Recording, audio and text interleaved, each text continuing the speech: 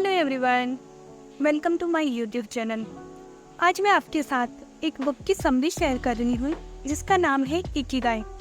इस बुक को सुनकर आप जानेंगे कि जापानी लोग अपना पैशन कैसे ढूंढते हैं, फिर उसे फॉलो करके वे एक लंबी और खुशी से भरी जिंदगी जीते हैं। आप भी ऐसा कर सकते हैं। इस बुक की समरी को एंड तक सुनिए और जानिए। दोस्तों, जापान के ओकिनावा आइलैंड में ऐसे लोग पाए जाते हैं जो 100 साल से भी लंबी उम्र तक जीते हैं। वैज्ञानिकों ने उन पर शोध किया और पाया कि उनका जिंदगी जीने का तरीका बिल्कुल अलग है।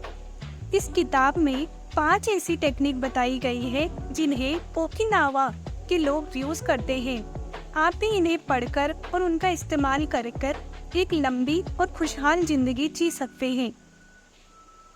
इकिगाई। इकिगाई का अर्थ होता है रीजन ऑफ लिविंग या पैशन। इकिगाई का मतलब है लाइफ में आपका पैशन। उसी पैशन को आप जब अपना प्रोफेशन बना लेते हैं तो आपकी लाइफ बहुत ही खुशी से कटने लगती है। जापान के लोग सारी उम्र अपना इकिगाई ढूंढते रहते हैं, फिर मिल जाने पर उसी में जुट जाते हैं। इससे उन्हें कोई स्ट्रेस नहीं होता और वे लंबी जिंदगी जीते हैं। बहुत से लोग लाइफ को जबरदस्ती से जीते हैं, मतलब लाइफ में जबरदस्ती की जॉब कर रहे हैं। इसलिए बहुत से लोग अपनी जॉब से खुश नहीं हैं। मान लीजिए कोई आदमी अपने पेरेंट्स के प्रेशर की वजह से डॉक्टर बन जाता है, लेकिन उसका असली पैशन तो फिल्म डायरेक्ट करना था। तो ऐसे में वो सारी जिंदगी अंदर से दुखी रहेगा। सारे रिश्तेदार और समाज उसका गुणगान करेंगे, लेकिन वो खुद से संतुष्ट नहीं होगा। इसलिए इकिगाई ढूंढकर उसे ही अपना प्रोफेशन बनाना चाहिए, लेकिन यह इतना आसान भी नहीं है। इस किताब में आपका इकिगाई ढूंढने की टेक्निक्स बताई गई हैं। इसके 4 स्टेप्स हैं। फर्स्ट स्टेप है व्हाट यू लव। सबसे पहले ये देखिए कि आप किस चीज से प्यार करते हैं। ऐसा कौन सा काम है जिसे करते हुए आप घंटों बिता सकते हैं। उसे करने में आपको बहुत मजा आता है और आपका टाइम कब निकल जाता है आपको पता ही नहीं चलता। ये कुछ भी हो सकता है, जैसे गार्डनिंग, पेंटिंग, घर की सफाई, बच्चों को पढ़ाना, कुकिंग, फोटोग्राफी, घूमना, coding, etcetera etcetera. What are you good at. आप कौन सा काम बहुत अच्छे से करते हैं। दूसरे स्टेप में यह देखिए कि ऐसा कौन सा काम है जिसे आप बहुत अच्छे से कर लेते हैं, जिससे आप बहुत आसानी से उस चीज को हासिल कर सकते हैं जिससे आपको स्ट्रेस ना हो। क्या आप बहुत अच्छी चाय बना लेते हो, अच्छी सलाह देते हो, अच्छा मजाक कर लेते हो। यह बिल्कुल मायने नहीं रखता कि काम कितना छोटा है। बस यह देखिए आप एक्सपर्ट किस चीज में हैं। थर्ड स्टेप है What the world needs। इसके बाद ये देखिए कि लोगों को किस चीज की जरूरत है। लोग आपको नहीं बता सकते, क्योंकि बहुत सारे बार तो हमें ही पता नहीं होता कि हमें क्या चाहिए। इसका पता आपको खुद लगाना होगा, पर यही सबसे मुश्किल काम है। हो सकता है किसी बिल्डिंग के लोगों को अच्छी चाय या खाना नहीं मिलता हो, किसी को एक नए ऐप से फायदा मिल सकता हो, कोई स्ट्रेस में जी रहा हो और उसे अच्छी सलाह की जरूरत हो। स्टीव जॉब को लगता था कि लोगों को गाने सुनने के लिए एक अनोखा इंस्ट्रूमेंट चाहिए और आईपॉड का जन्म हुआ। What you can be paid for. चौथे स्टेप में यह बताया गया है कि ऐसा कौन सा काम है जिसके लिए लोग आपको पैसे देने के लिए तैयार होंगे। तो दोस्तों, इन स्टेप्स का इस्तेमाल करके आप अपना इकिगाई यानी कि अपना पैशन, रीजन ऑफ लिविंग ढूंढ सकते हैं।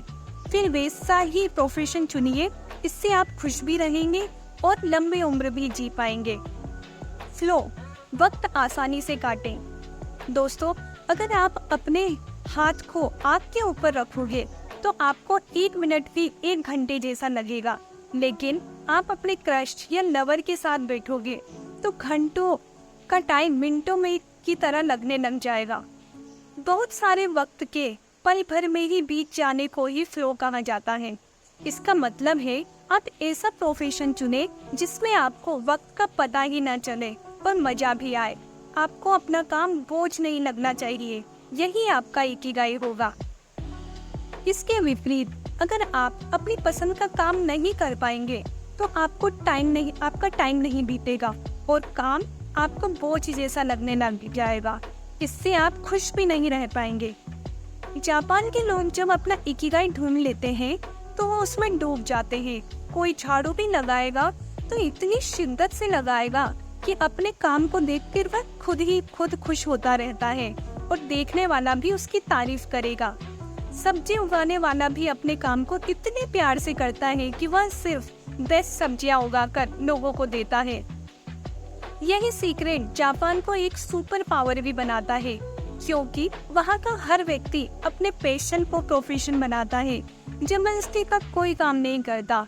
इससे हर नागरिक अपना बेस्ट से बेस्ट प्रोडक्ट देता है। हारा हाचिबो, कम खाना। तीसरी जापानी तकनीक का नाम है हारा हाचिबो। इसका मतलब है कि खाना उतना ही खाना चाहिए जिससे आपका पेट 80% भर जाए। जापान के लोग कभी भी ओवर ईटिंग नहीं करते, इसलिए वहाँ जरा भी ओबेसिस नहीं है। वे लोग स्लिम ट्रिम और स्वस्थ रहते हैं। कम खाने से उनकी डाइजेस्टिव पावर बढ़ जाती है, जिससे वे भोजन को अच्छे से पचा लेते हैं। इसके साथ ही वे ऐसी डाइट लेते हैं जिसमें एंटीऑक्सीडेंट बहुत ज़्यादा होता है। एंटीऑक्सीडेंट का बहुत बड़ा सोर्स ग्रीन टी है। जापान के लोग बहुत ज़्यादा ग्रीन टी पीते हैं। एंटीऑक्सीडेंट हमारे डीएनए को डैमेज होने से बचाता है, जिसकी वजह से बुढ़ापा नहीं आता। ग्रीन टी के अलावा जापानी लोग हर दिन 6 तरह के फल सब्जियां खाते हैं। मोरिटा थेरेपी, इसका मतलब है स्ट्रेस को दूर रखें। जापानी लोगों की लंबी उम्र का चौथा सीक्रेट है मोरिटा थेरेपी। यह थेरेपी स्ट्रेस को दूर रखती है। दोस्तों, आज की भागदौड़ की जिंदगी में इंसान तरह तरह के स्ट्रेस में जी रहा है।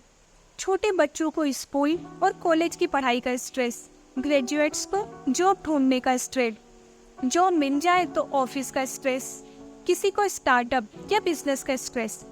स्ट्रेस इंसान की उम्र को आधा कर देता है।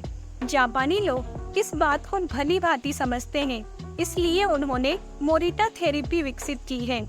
यह एक तरह की मेडिटेशन है। इसके लिए आप शांत होकर एक जगह बैठ जाएं, फिर आंखें बंद करके अपने दुख या इमोशंस को एक्सेप्ट करिए। इसके बाद पॉजिटिव चीजें सोचें।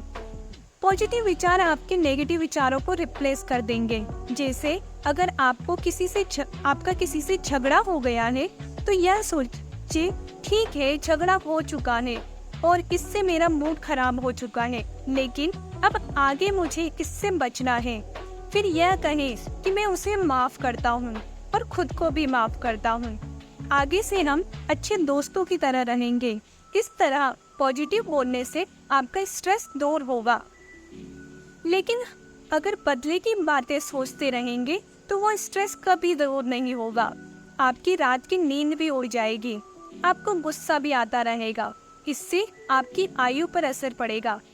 जापानी लोग हर दिन मोरिटा थेरेपी से दिन भर की गलत चीजों को एक्सेप्ट करके उन्हें माफ कर देते हैं और अगले दिन वे नई जिंदगी की शुरुआत करते हैं। इसलिए आप भी सोने से पहले ये तकनीक जरूर अपनाएं। इसके अलावा सबसे खुले दिल से मिलें, हंसकर बातें करें, छोटी छोटी बातों का स्ट्रेस न लें। इसलिए दोस्तों, कुछ भी करके स्ट्रेस से हर हाल में दूर रहें। रेडियो टेइसो, हमेशा चलते फिरते रहना। जापान के लोगों की लंबी और खुशहाल जिंदगी का अगला राज है कि वे हमेशा चलते फिरते रहते हैं या एक्सरसाइज करते हैं।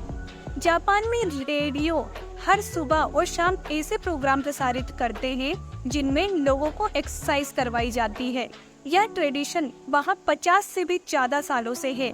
इसी को अब रेडियो टेसियो कहा जाता है। जापान की हर कंपनी के एम्प्लॉय काम शुरू करने से पहले रेडियो टेसियो करते हैं, चाहे उनकी कंपनी विदेश में ही क्यों ना हो। दोस्तों, ज्यादातर लोग सोचते हैं कि सिर्फ जिम में ही एक्सरसाइज की जा सकती है, लेकिन हम यहाँ बॉडी बिल्डिंग की बात नहीं कर रहे हैं। जापान के लोग ज्यादा समय तक कभी नहीं बैठते, बीच बीच में चलते फिरते रहते हैं।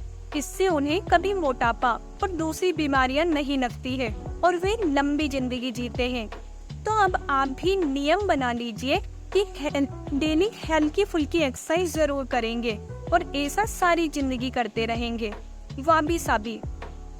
अगली जापानी टेक्निक का नाम है वाबी साबी, जिसका मतलब है ब्यूटी इन इम्परफेक्शन।